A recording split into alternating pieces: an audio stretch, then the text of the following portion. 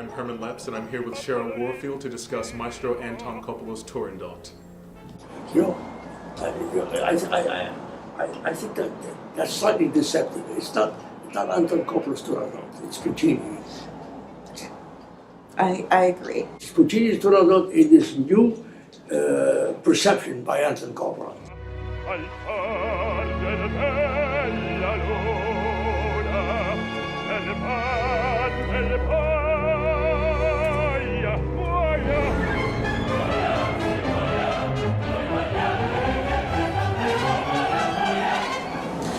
So, Maestro, we're here to discuss your alternate ending to Giacomo Puccini's Turandot, which will have its world premiere produced by the Manhattan Opera Repertory Ensemble.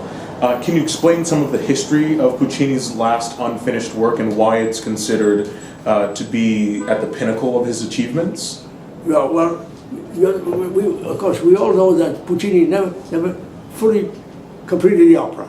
He got as far as the death of Liu, the slave girl, and the procession that leads her on. After that, Puccini left about something like 38 pages of sketches, very rough, sometimes very just rudimentary sketches, just suggestions of what he thought he might do, and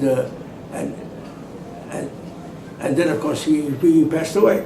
Now, Toscanini, who was the music director, the artistic director of La Scala at that time, and who was charged with producing the opera, had to decide what to do about the ending and about finishing it, and to whom to assign the finishing. Now, at that time, there was Mascagni, who was still alive, the wonderful composer of Verismo operas, and of course, Antonino Respighi was alive, and several others.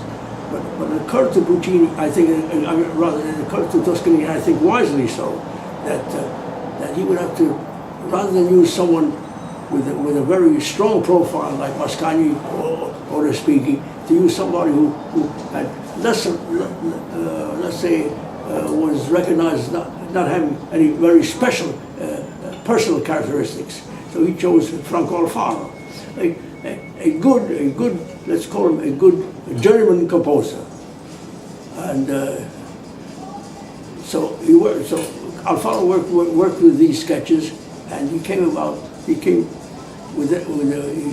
furnished the production with an ending, and Toscanini, for several reasons, was not entirely satisfied with it, so he made some cuts and he suggested some changes. As far as I'm concerned, this is the ending that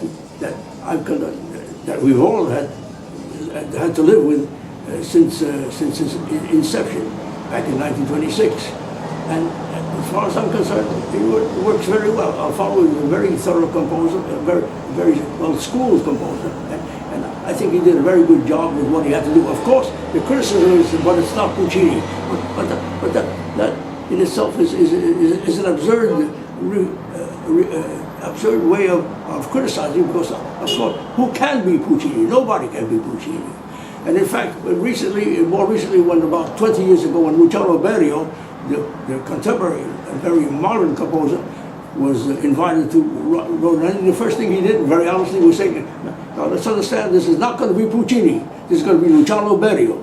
And of course, that ending has not been performed very often. So we are left with this Alfano ending, and the one that we've had to live with. However, I was never entirely satisfied with it, and it occurred to me that why shouldn't I try to think of a different ending?